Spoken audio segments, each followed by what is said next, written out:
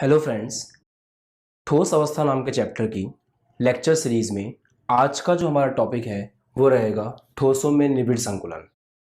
दोस्तों, आज का जो टॉपिक है दोस्तों, उस टॉपिक में हम पढ़ेंगे निबिड़ संकुलन। दोस्तों, निबिड़ संकुलन का मतलब होता है क्लोज पैकिंग।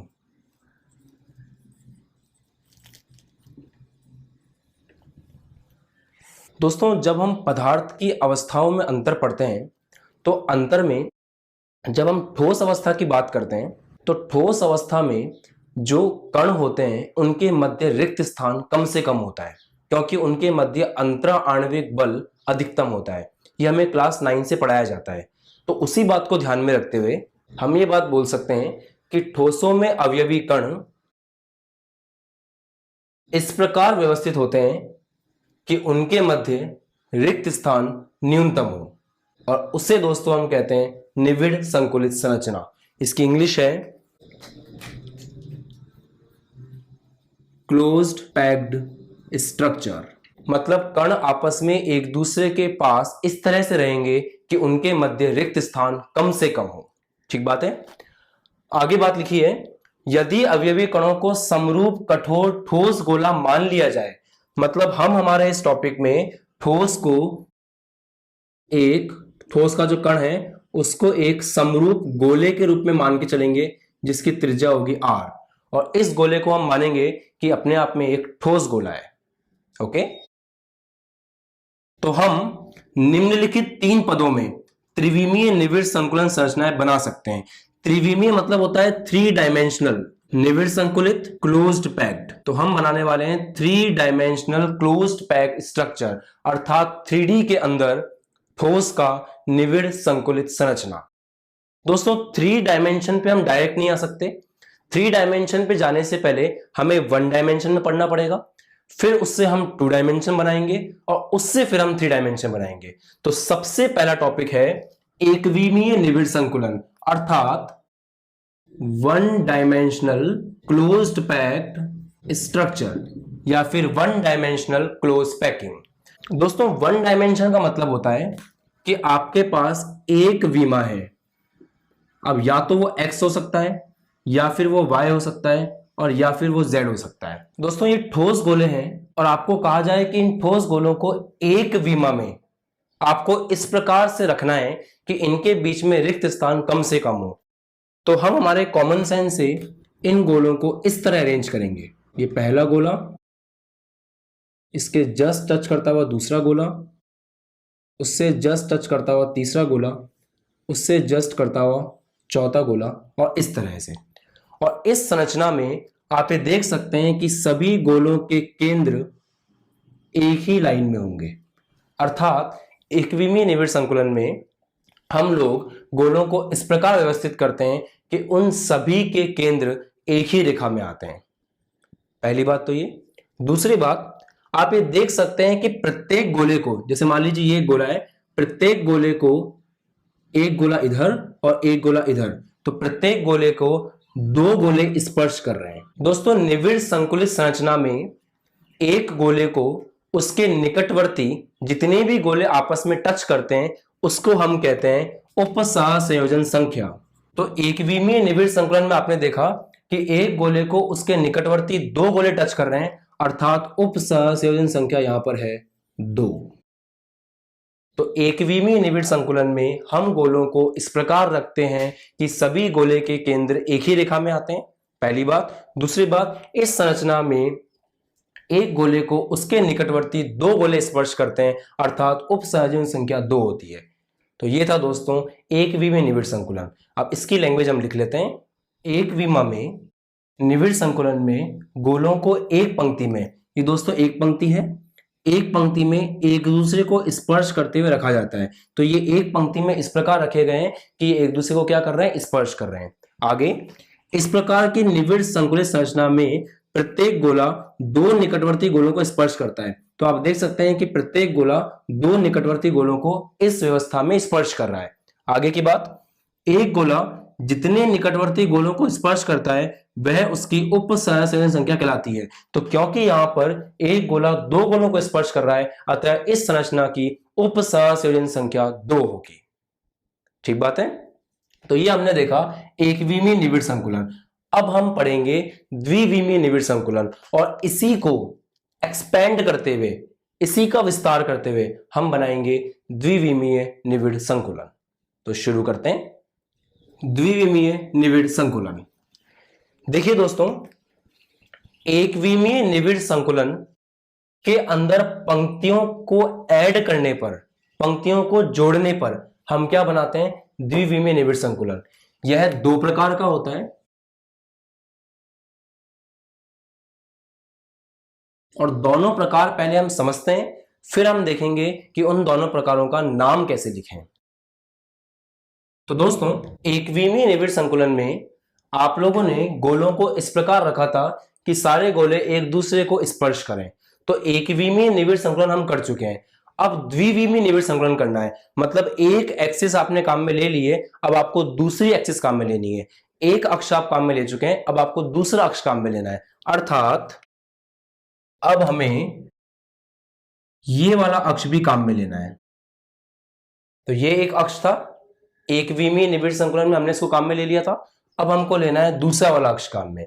तो इसमें अब हम दूसरी पंक्ति को, ये पहली पंक्ति है, दूसरी पंक्ति को इस प्रकार लगाएंगे कि इस गोले के जस्ट नीचे एक और गोला, इस गोले के जस्ट नीचे एक और गोला, ऐसे ही इस गोले के जस्ट नीचे एक और गोला, और इस गोले के जस्ट नीचे एक और गोला। तो ये व्यवस्था मैं आपको बताता हूं किस प्रकार से बनेगी। इसके जस्ट नीचे एक और गोला, इसके जस्ट नीचे एक और गोला, इसके जस्ट नीचे एक और गोला, इसके जस्ट नीचे एक और गोला। तो ये प्रथम पंक्ति, द्वितीय पंक्ति। अब जो तीसरी पंक्ति बनेगी, इसके जस्ट नीचे एक और गोला, इसके जस्ट नीचे एक और गोला, मतलब सभी गोलों के केंद्र जो है वो ऊर्ध्वाधर और क्षैतिज दोनों में संरेखित हैं। ये इस तरह से भी संरेखित है और ये इस तरह से भी संरेखित है। सही है। अब दोस्तों, अगर आप इस व्यवस्था में किसी भी एक गोले पर ध्यान दें तो वो गोला अपने निकटवर्ती चार गोलों के संपर्क में है। अगर आप किसी भी एक गोले पर ध्यान दें तो वो गोला अपने निकटवर्ती गोलों के संपर्क में है, और वो निकटवर्ती गोले जिनके वो संपर्क में वो है 4।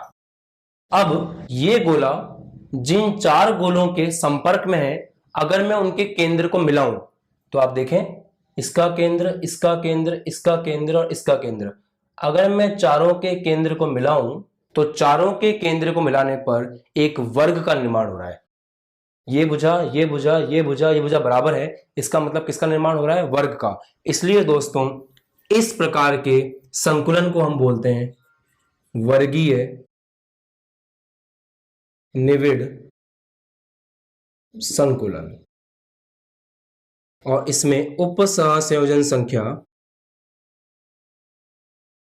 क्या होती है? उप सहसंयोजन संख्या कितने गोले आपस में टच कर रहे हैं। तो एक गोले को 4 गोले टच कर रहे हैं, तो उप सहसंयोजन संख्या कितनी हो गई? 4।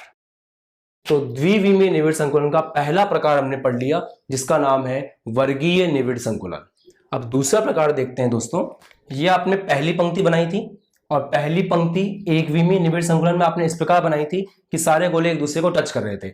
अब दूसरी पंक्ति लगाने का एक अलग तरीका हो सकता है। वो क्या है दोस्तों? आप ध्यान से देखें, यहां पर एक गैप है, इधर भी एक गैप है, इधर भी एक गैप है। दोस्तों, इस गैप को हम बोलते हैं अवनमन। क्या बोलते हैं इसको? अवनमन। तो अब दूसरी पंक्ति अपन इस प्रकार लगा सकते हैं कि वो इन अवनमनों के मध्य आए। ये पहला गोला इस अवनमन में, ये दूसरा गोला इस अवनमन में, और ये तीसरा गोला इस अवनमन में। ठीक बात है। अब यहां पर अवनमन बन गया है, यहां पर अवनमन बन गया है।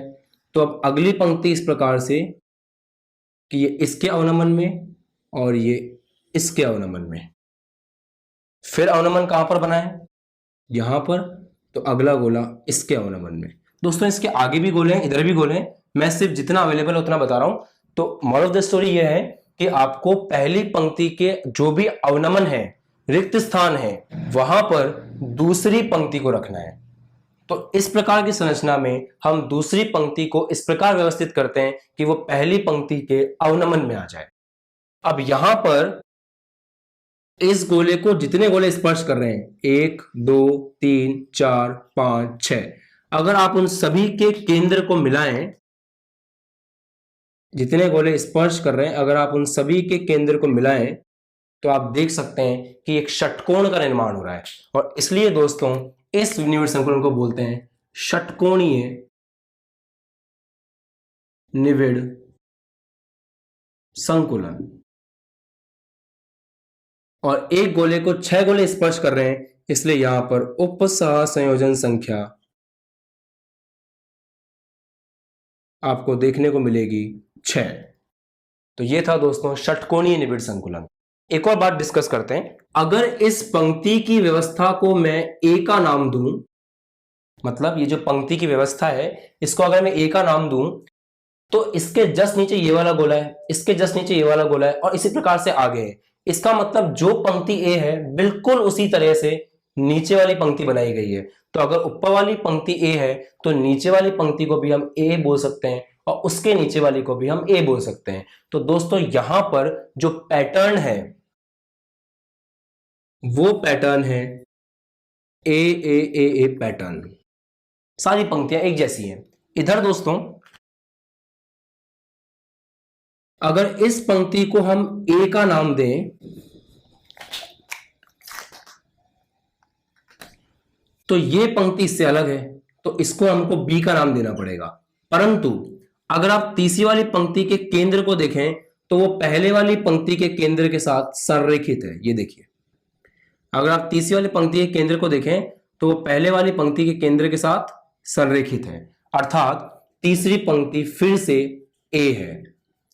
चौथी पंक्ति की बात करें तो चौथी पंक्ति दूसरी पंक्ति के गोले के केंद्र के साथ संरेखित है, मतलब ये फिर से बी है। तो ये पंक्ति और ये पंक्ति एक जैसी है, ये पंक्ति और ये पंक्ति एक जैसी है। आने वाली पंक्ति में भी पैटर्न रहेगा ए बी बी। तो यहां पर जो पैटर्न आपको मिल रहा है वो है ए बी पैटर्न। तो दोस्तों वर्गीय निविड़ संकुलन में पैटर्न होता है ए पैटर्न और यहां पैटर्न होता है ए बी पैटर्न। अब मैं इन दोनों की लैंग्वेज को लिख रहा हूं, फिर अपन एक बार और इसको पढ़ लेंगे। ओके, वर्गीय निविड़ संकुलन, दूसरी पंक्ति को, यह है दोस्तों दूसरी पंक्ति। दूसरी पंक्ति को प्रथम पंक्ति के निकट इस प्रकार रखा जाता है कि दोनों पंक्तियों के गोलों के केंद्र, तो दोनों पंक्तियों के जो गोले हैं इनके केंद्र क्षैतिजीय है। क्षैतिजीय मतलब ऐसे, इस तरह से, एवं ऊर्ध्वाधर इस तरह से। तो क्षैतिजीय तथा ऊर्ध्वाधर रूप में एक ही रेखा में हो। तो क्षैतिजीय सभी के केंद्र एक रेखा में है, ऊर्ध्वाधर सभी के केंद्र एक रेखा में है, मतलब ये जो व्यवस्था है ये कहलाएगी वर्गीय निविड़ संकुलन। और इसमें प्रत्येक गोले को 4 गोले स्पर्श करते हैं, तो उपसंयोजन संख्या होती है 4 और पैटर्न होता है ए पैटर्न। ओके, इधर षटकोणीय निविड़ संकुलन में द्वितीय पंक्ति को, ये जो द्वितीय पंक्ति है इसको प्रथम पंक्ति के निकट इस प्रकार रखा जाता है कि द्वितीय पंक्ति के गोले प्रथम पंक्ति से बने अवनमन गर्त में आ जाए। मतलब ये द्वितीय पंक्ति का जो गोला है ये प्रथम पंक्ति के कारण ये जो अवनमन बना था इस अवनमन में आ जाए, द्वितीय पंक्ति का गोला इस अवनमन में आ जाए और इस वाले अवनमन में आ जाए। सही बात है। अगली पंक्ति फिर से वैसे रखेंगे कि जो गर्त द्वितीय पंक्ति से बना है ये वाला, अगली पंक्ति वहां पर आए, अगली पंक्ति वहां पर आए। राइट, इस प्रकार बनी व्यवस्था में प्रत्येक गोले को 6 गोले स्पर्श करते हैं, उन सभी के अगर केंद्र को मिलाएं तो एक षटकोण बनता है, इसलिए इसको हम बोलते हैं षटकोणीय निविड़ संकुलन। और इसके अंदर पैटर्न होता है ए बी पैटर्न। राइट, अब दोस्तों इसका जो नेक्स्ट वीडियो आएगा उसमें हम इस वर्गीय निविड़ संकुलन से बनाएंगे इसका 3D और षटकोणीय निविड़ संकुलन से बनाएंगे इसका 3D, अर्थात त्रिविमीय निविड़ संकुलन। दोस्तों ये एक पंक्ति थी, आपने एक और पंक्ति रख दी, तो उससे बन चुकी है परत। ये अपने आप में एक परत है। अब जब एक परत के ऊपर मैं दूसरी परत रखूंगा तो मैं तीसरा वाला अक्ष काम में लूंगा और उसको हम बोलेंगे त्रिविमीय निविड़ संकुलन। और इसके बारे में दोस्तों हम इसके नेक्स्ट वीडियो में बात करेंगे।